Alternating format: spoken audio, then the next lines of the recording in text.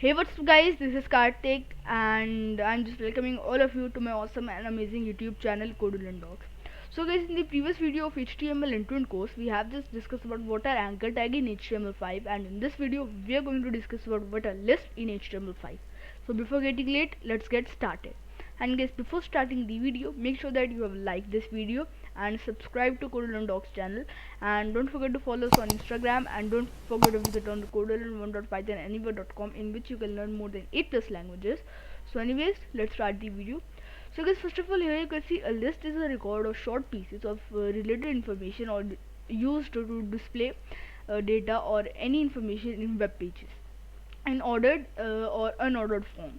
So for instance, to purchase the item, we need to prepare a list that can either be ordered and unordered list, which help us to organize the data and easy to find items.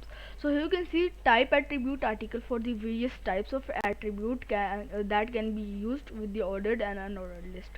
So here you can see the HTML unordered list, and unordered list starts with UL tag, which means unordered list, and each list with the li tag, the list item are marked with bullets, either small black circles by default. So here you can see the syntax, and after that here you can see, guys, attribute. This tag contains two attributes which are listed below. First is compact, it will render the list smaller, and the type, it specifies which kind of marker is used in the list. And here we can see the example. So let's try out. First of all, we have to open a Visual Studio Code, create a new file, and that file name is gonna be list.html. And here let's add the boilerplate, and here let's add a h1, and let's type ordered list, and here let's add ul, then li, then python, something like this, then li java, then let's say php, something like this, and control S to save, and copy the file path, open the browser and just paste it here and press enter. And now we have to wait for a while. Let's see what happened. And here you can see ordered list, python, java and php is now printed.